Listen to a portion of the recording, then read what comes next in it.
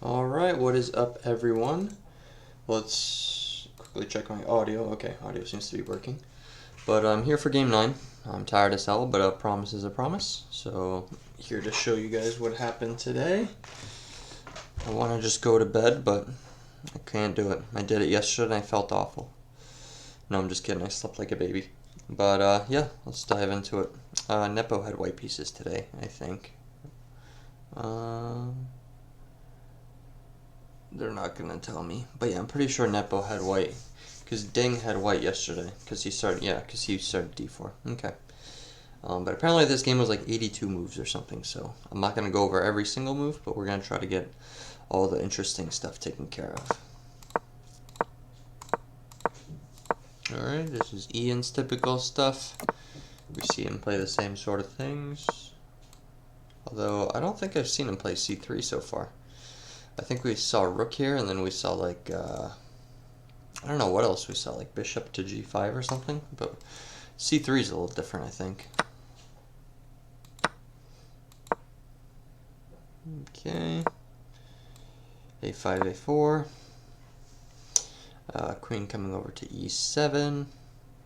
I would have expected the bishop to come to g4 first, but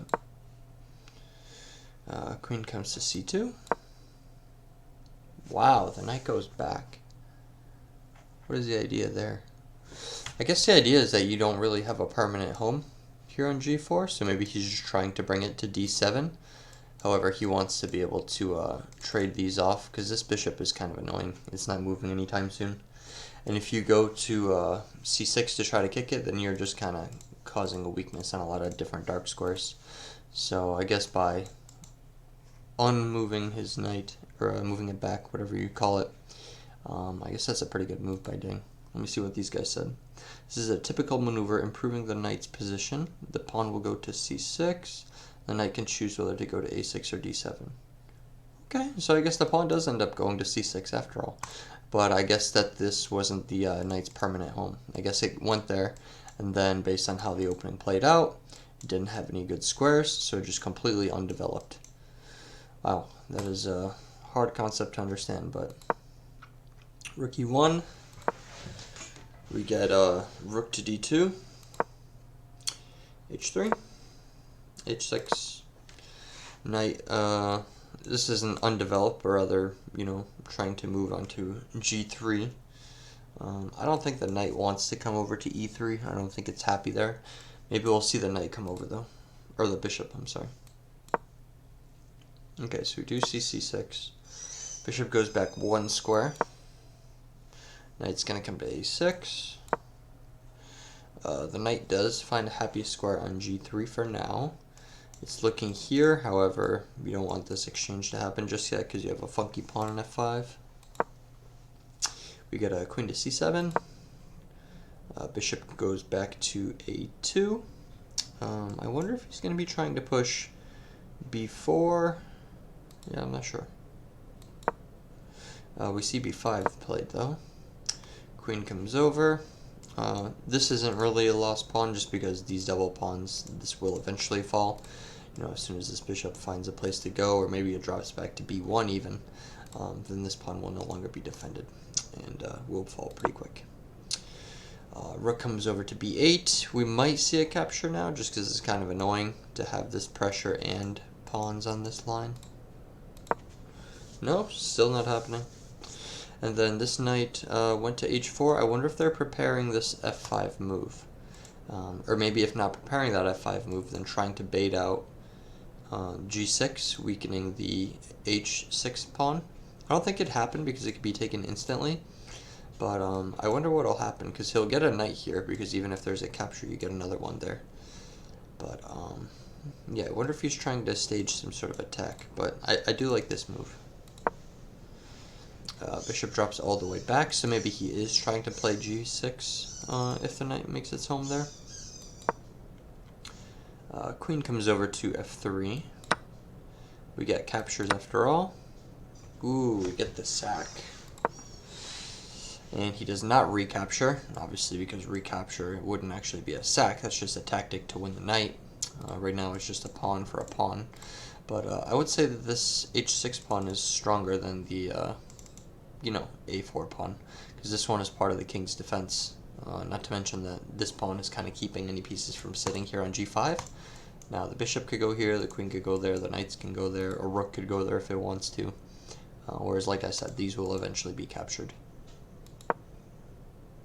Oh, knight to g6. Now what is the idea behind this one? Because I actually do not know. What happens if you take? Oh, sorry, you can't take, because the bishop is there. So I guess you're trying to take this piece. Wow. That's just such a funky position to have two pieces just hanging right there. That's cool. Rook takes pawn, and now you have to be careful, because if this bishop gets picked up, yeah, that guy used a rook to get the bishop, but this knight will be hanging at the end of the variation, so just gotta be careful here. Wonder what he'll do. Probably move the knight back. Okay, he'll take the bishop, yeah. I was gonna say, it's easier to do something with this knight than it is with this bishop, because it doesn't have a whole lot of good squares to go to. I think only of those squares c4 is playable, and even from there I think he could get kicked out pretty easily. Rook recaptures instead of the king. We see bishop come over to g5. I don't know, nice little capture there perhaps. Perhaps keeping the rook from coming back to d8. I mean, he might still do it, but then he has a pin to deal with. Knight does go back to h7. We see bishop drop all the way back to c1, threatening the rook. Rook is going to go to b5, and I wonder if we're now going to see this bishop c4 move to pick up the last pawn. We don't. Okay, so he has this pin instead. Ooh, and maybe now if you go here to c4, I mean, that's just a knight that falls. How do you defend that? Queen is going to have to back it up? No, the rook moves out of the way. How do you save that knight then? What's the idea?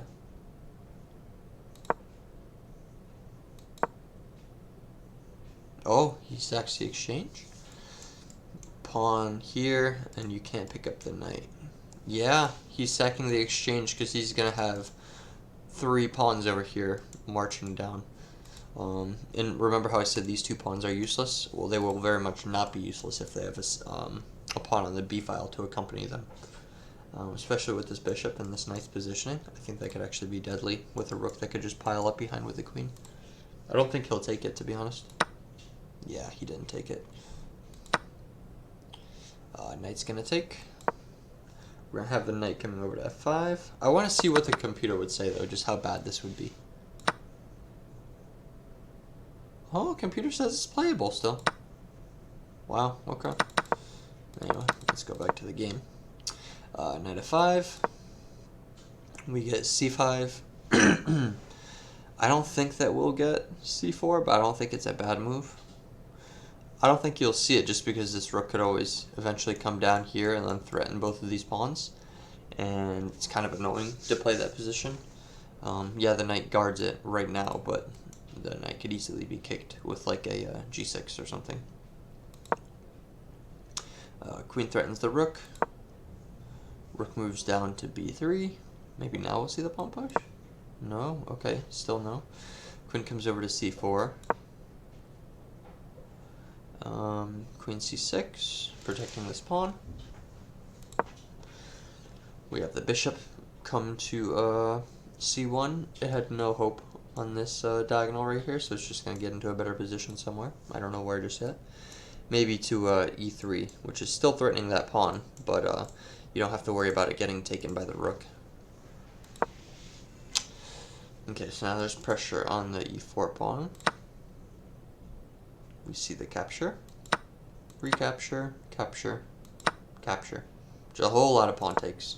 I was hoping we'd get one more. But, ooh, he's actually trying to get this pawn instead. So this pawn is 1, protected, 2, being stopped, 3, able to be taken pretty easily. This one is not that easy to take. So for him to find that, I think is pretty good. Ooh. And here, this pawn is the next to get taken, so you're probably going to want to take on...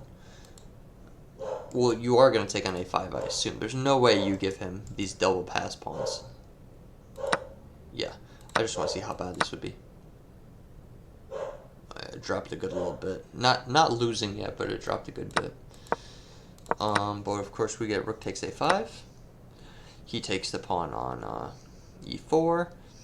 And now we're going to have to see a capture. Yeah, that's forced. Knight takes. And I wonder if we'll see this move, which again will force a capture. And then you get another capture. And now you have 2 threats on this pawn. I wonder if we'll see that. Nope. Ooh, I don't really like that.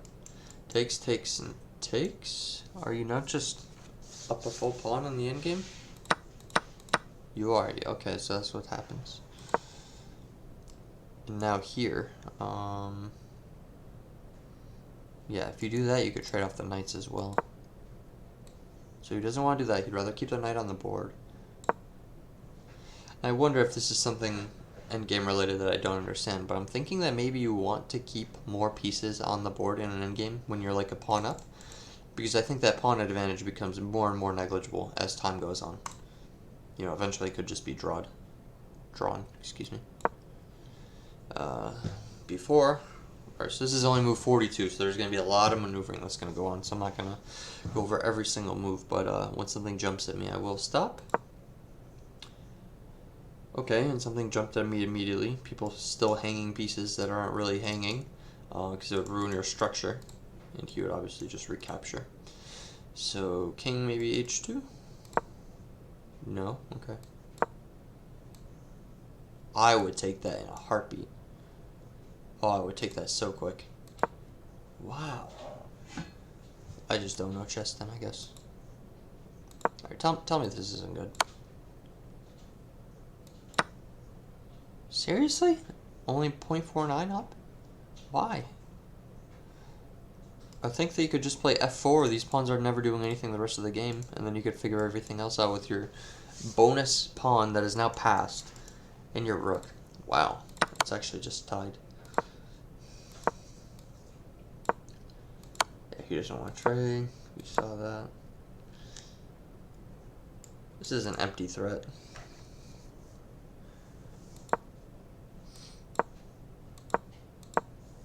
Some more maneuvering.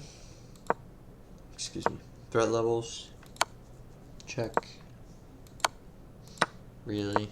Okay.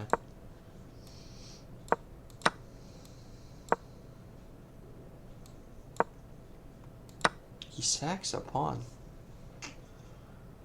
Okay. Actually.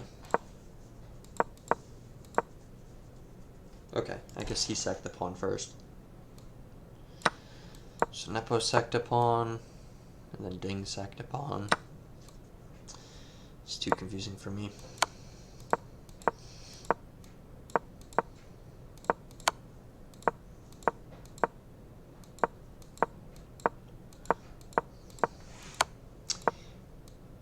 Yeah, he's not really making progress. I'm surprised it wasn't a draw already.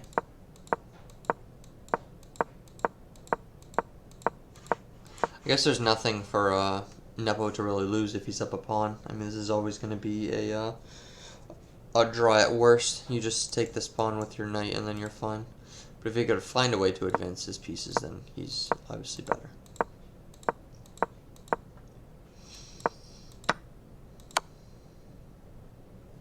We got the tie. This is going to get taken in a second. Wow.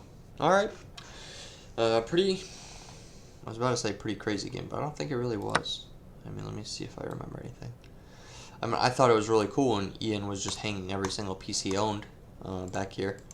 And Ding just couldn't take it because of either a recapture or positional advantage. And then this was also cool. Over here, how you offer to sack the exchange in order to have these crazy pawns come in here. Wait, that didn't actually happen, did it? Yeah, that did actually happen. I don't know why I thought it did. Maybe it like showed what I was looking at right here. But yeah, I mean, I can't believe that this wouldn't just be losing on the spot. Bishop f5. I would have thought for sure that I'd just lose. Well, I guess that shows I still have a lot to learn. But I hope you guys enjoyed that game. Like I said, I'm going to get to bed because I'm tired as hell. I believe the competitors have a day off tomorrow, but they will resume Sunday. I was wrong one time, so I'm going to look it up actually. World Chess Championship schedule. I'm going to mistype everything. Game 10.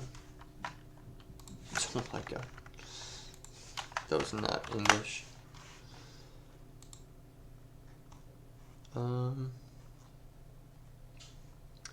Right, so yeah, we're gonna have a rest day, and yeah, so Sunday resumes with game 10. So we got Sunday, Monday.